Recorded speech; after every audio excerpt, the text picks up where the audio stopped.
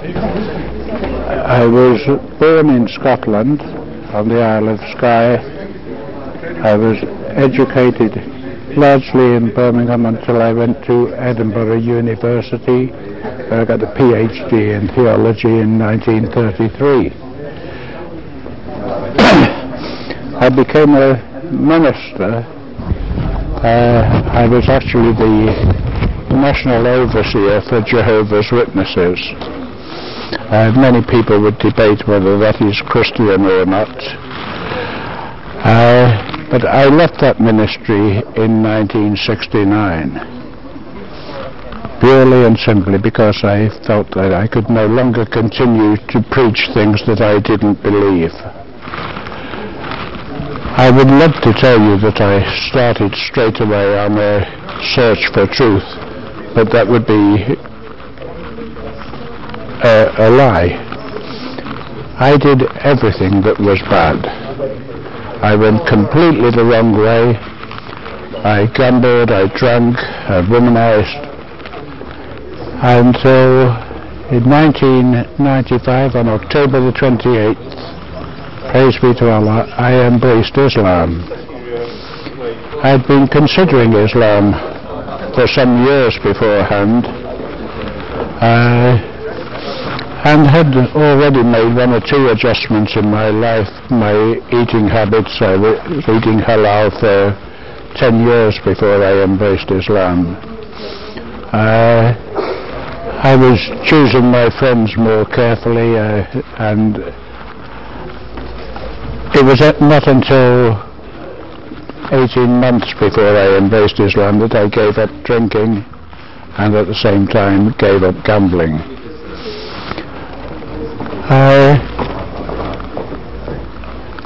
I'm a married man, more than the law allows. I've been married 7 times because I'm addicted to wedding cake. But I have, from my 7 wives, I have 31 children. I've got 18 grandchildren and 7 great-grandchildren. Of all this horde of people, my wife and 6 children at home with me are Muslim.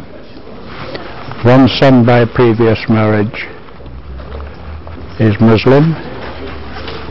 My mother, who died only 6 weeks ago, was the oldest Muslim in Europe.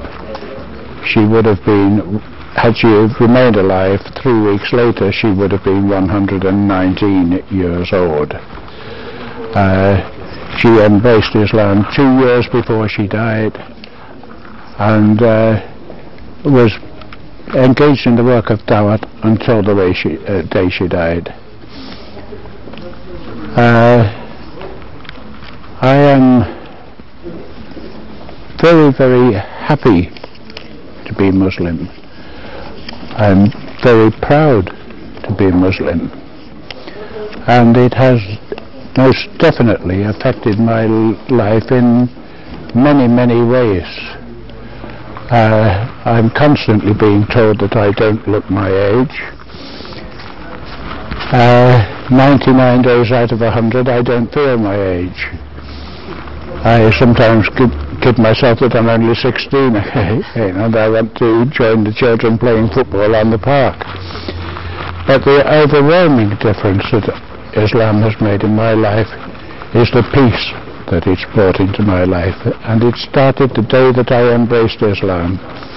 I had never before set foot inside a mosque, and I turned up at the masjid by arrangement with Haji, who'd made the arrangements at the masjid, and I was the first to arrive. I'd borrowed Sawar Kameez from a friend, and felt like a daffodil standing outside the mosque waiting for someone to come and open up. The next person to arrive was Haji himself, who took me into the mosque, showed me how to make wuzu, and then told me that he had to go into the office. I didn't realize until that point that he was a member of the mosque committee. He told me he had to go into the office to sort out some mosque business, but I could go into the prayer hall. He said, if anyone comes in, they won't ask any questions, just sit down. Any books you see around, you're welcome to read any of them. So I opened the door to the prayer hall, and it was like a wave washed over me, a wave of utter and complete peace. This could partly be explained by the fact that there was no one else there, but it was a sensation that I'd never experienced before, nor since. But praise be to Allah, that peace has never completely left me. My iman has been up and down in common with most of my Muslim brothers, but praise be to Allah, I'm still here, and I hope to continue until Judgment Day. To my Muslim brothers and sisters, the one thing that I would dearly like them all to do is to get their priorities right. We are far too often more concerned with the dunya than we are with Allah subhanahu wa ta'ala. There is nothing at all wrong with liking nice things. There's nothing at all wrong with liking a Mercedes car. But when you see the price of a Mercedes car, it means you have to work 2 jobs, work 16, 18 hours a day to accumulate the money to buy that car. What suffers? Your namaz. You can't read your namaz properly, you haven't got time, you're too tired to read the Quran, you're too tired to conduct talim in your own home. So that Mercedes car, although there's nothing at all wrong with it, the Mercedes car becomes haram as far as you are concerned. It's taking the place of Allah subhanahu wa ta'ala. We have to get our priorities right. We have to realize that this dunya has absolutely nothing to offer to any of us. And even though we may acquire great wealth in this dunya, we can't take it with us.